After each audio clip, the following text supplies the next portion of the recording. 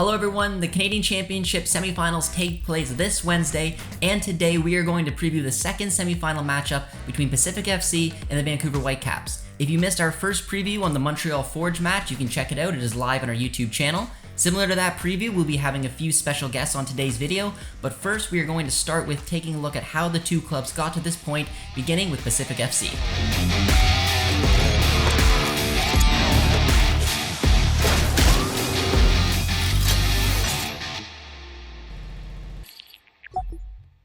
Pacific hosted Cavalry in the first round of the Canadian Championship in a very even contest.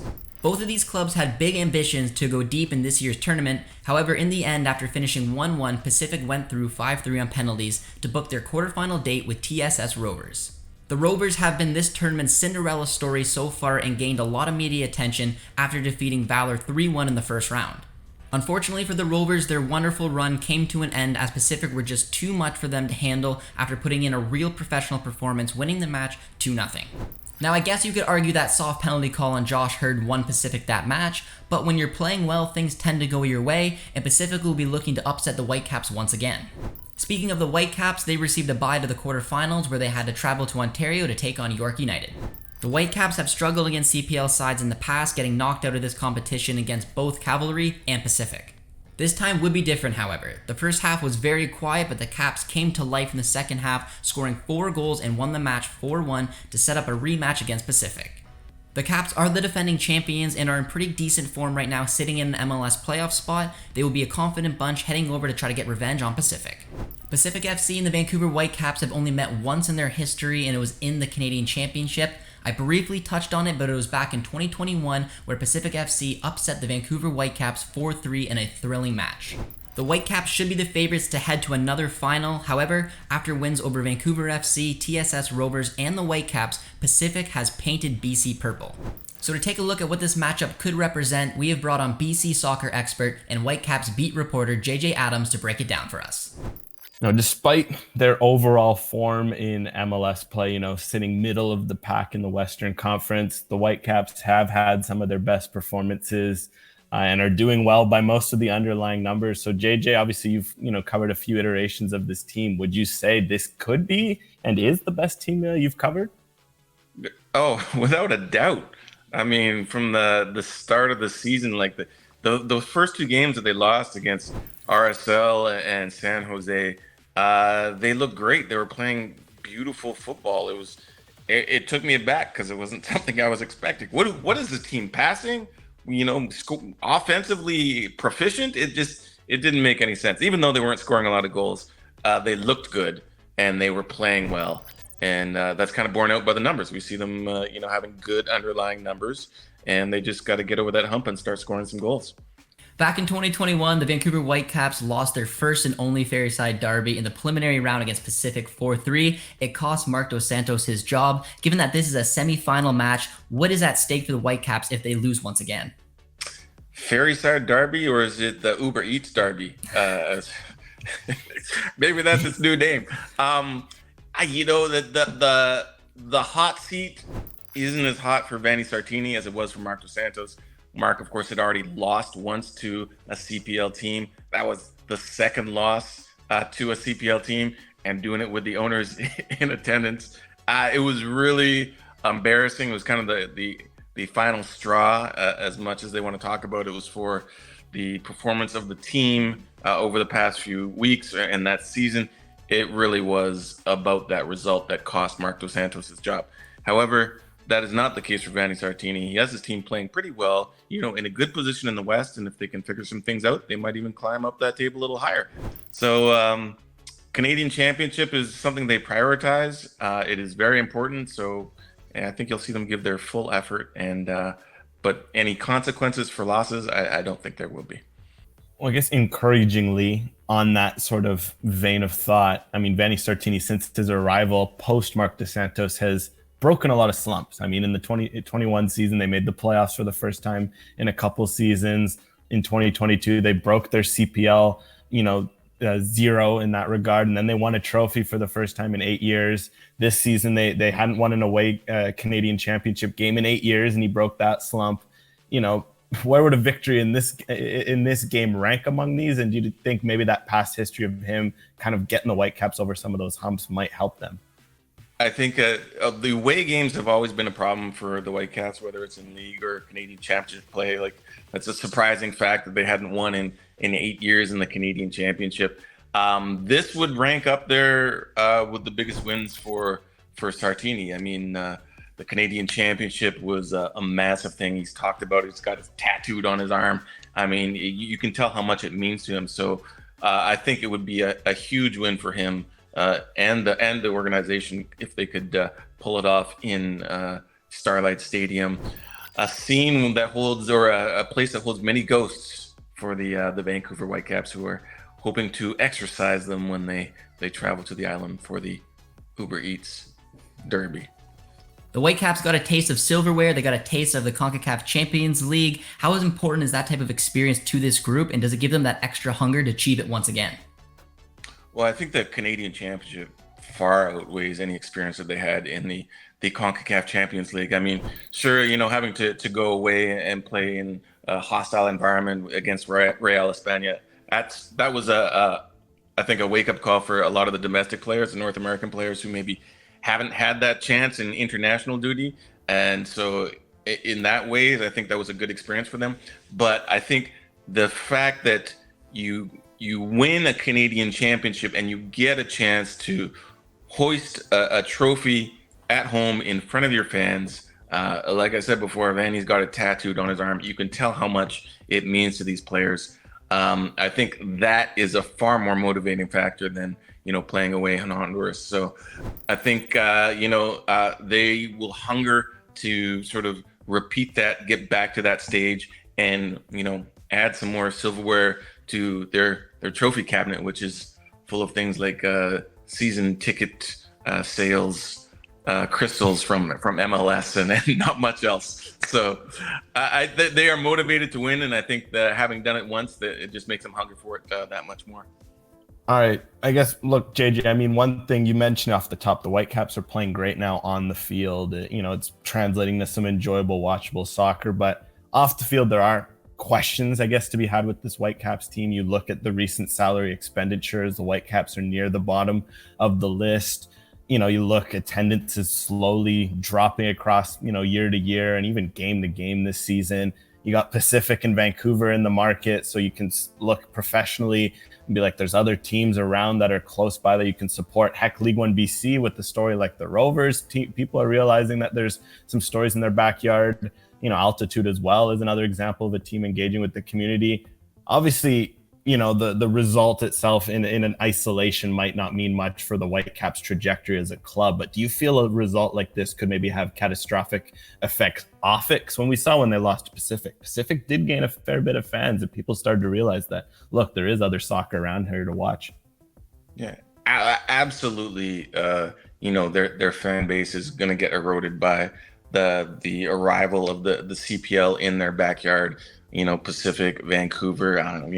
It was a pretty good crowd for the home opener for Vancouver FC. I didn't go to the game after that. I don't think the attendance was as numerous, but it's still a lot of those Whitecaps fans that might have driven downtown might just stop in Langley on the way and not head in. And when is this team not having some kind of off-field issues, whatever they may be? It's something that has dogged this organization for a while, and I think those issues have played a lot into what has happened with their attendance. I think they alienated a lot of people, both with the Bob Berarder situation. Great example. I think it kind of sort of opened the door for an exodus for a lot of people. And then the fact that they just weren't winning, they were playing really not very attractive soccer. They were going through coach after coach. They brought in a guy like Mark Panis, who resonated with a lot of people in how he interacted with them. And then they cut him loose really unexpectedly. And I think that also sort of started people thinking about, is this team really serious about improving off the field? I don't think this team is ever going to spend a lot of money comparatively now in MLS. I think there's some interesting proposals out there. Let's get rid of GAM and TAM and DPs and maybe just have a salary cap floor and a ceiling. I think that would be great for this league and maybe force teams like the Whitecaps to spend a little more. But when you look at the money that they have spent, I mean, compared to past teams, they've spent a little bit more, but they're never going to be the big bucks team competing with the LAFCs, the NYFCs, the LA Galaxy, Toronto FC. But spending money doesn't mean success in this league, but it is sort of an indication of how serious you are at trying to be successful in that league. So the Whitecaps are trying to be that Philadelphia Union kind of model where you invest a lot in your youth system and you don't spend a lot, but you have success because of the structure of your club. They're working on it. They haven't gotten there yet. So if they were to lose against Pacific, I don't think it would increase the exodus. I think it would just continue that, whereas a win might to help stop the bleeding and sort of retain some of those fans who think that, yes, maybe there is some good times to be had with this team. Now, to take a look at the Pacific FC side of things, Alex and I sat down and had a conversation with Pacific attacking midfielder Manny Aparicio. All right, Manny, you guys are playing some fantastic football right now. What is it like playing in this free-flowing attacking system? I know, and I'm guessing you probably like it. Yeah, it's been great. I think, the first couple of games in the season, we mentioned that we felt that we were a little bit too, not free flowing up in the front and creating chances and finishing them. And I think that with the few games that have been going on in season and cup, we kind of find our stride right now. But yeah, we just got to keep at it. Obviously, you don't get to score 4 goals every single game, so. We just got to keep at it, keep on creating chances, keep on trying to be that team that, we like being on the ball, counterattacking and everything like that. So if we can keep on at it, I think we have the players up front that can score any match. And of course, Manny, big game coming up, Ferryside Derby. I mean, just first of all, I guess, how exciting is this game for the group? And from yourself, there's just 5 of you left from that game. It's been 2 years, but turnover, a lot of guys moving on. So what would you kind of say to the team about what that game meant and what it was like and what to maybe look forward to in that sort of matchup? Yeah, it's going to be huge. I mean, I'm guessing we're expecting to have a packed stadium just like last time. But yeah, it's in my opinion, the games you kind of want to be a part of. It's the games you're a professional for, especially when it is an MLS side. It's the bigger opposition, and you can create an upset. Just like TSS was with Valor and with us. It's you're kind of the underdog, and it's always a good feeling to maybe get that upset going. But yeah, we'll have a chat in the change room with the guys, and I'm sure most of them have seen what we did here last time around, and I think that everyone in our team already understands that at home we are very dangerous. We like to play on our pitch. It is a bit smaller than what Whitecaps will be used to, so we'll use that to our advantage to always have that pressure on them, just like we like. So yeah, I think guys will be up for it. Those are the games that you don't really have to get guys going much. It's just as a pro, those are the games you play for. Now, Canadian Premier League teams are hunting for the very first Canadian Championship victory. How special is it to chase that type of history, especially given the fact that if you make it to the final, you will host it? Yeah, it's huge. I mean, we've been very lucky with the draw. 1, for travel, and 2, obviously, we are good and we're strong at home. So yeah, if there was a chance to win it in these last few years, I think this is our chance right now. We get to basically be at home the whole way through. We just, one game at a time. We still have Whitecaps to beat, so it'll be a big game. But yeah, we do know that in the back of our minds. And of course, reliving that Whitecaps Ferryside Derby, the first one, you obviously scored a pretty special goal in that game. Just, ball fell to you, picked it out. Obviously, you had a chance to relive it recently with Jack from Pacific, so maybe it is a bit fresh in the memory, but because of that, what do you think back of when that ball fell to you, when it hit it, and just how sweet was it getting the crowd and everyone involved in that? Yeah, it was a big game. My parents were actually visiting for that game from Toronto, so it was good to score. I actually scored that game, and the game after we played Calgary, and I scored again, and they were visiting. So it was a good week that week. I remember looking back. But yeah, just like we said, a sweet feeling having a packed stadium and knowing what's at stake. This BC rivalry that we got going on now with also Vancouver in CPL, but we're creating that rivalry in Canadian soccer that's been missing in my opinion.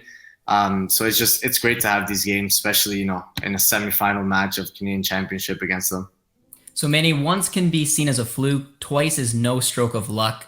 What would a win like this over the Whitecaps mean to the soccer landscape in BC, and would it send a strong message about the great things that Pacific and the Canadian Premier League are doing? Yeah, exactly. Like you said, once could be a fluke. It could be considered it. In our opinion, it wasn't. but yeah, you do it twice, and I think heads will start to turn. Obviously, Calgary also did it to them the year before us. So yeah, I mean, it's something that I think CPL keeps on improving, just like MLS did in the previous years. Obviously they're improving as well now, but I think they took a big leap forward in the last 10 years or so.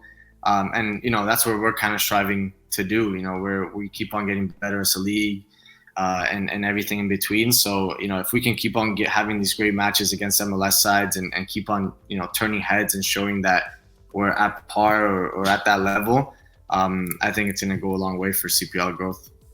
That is all the time we have for today's preview. I really hope you all enjoyed it. If you did, as always, be sure to drop a like, drop a sub, and if you want to watch the Canadian Championship semifinals this week, be sure to subscribe to OneSoccer.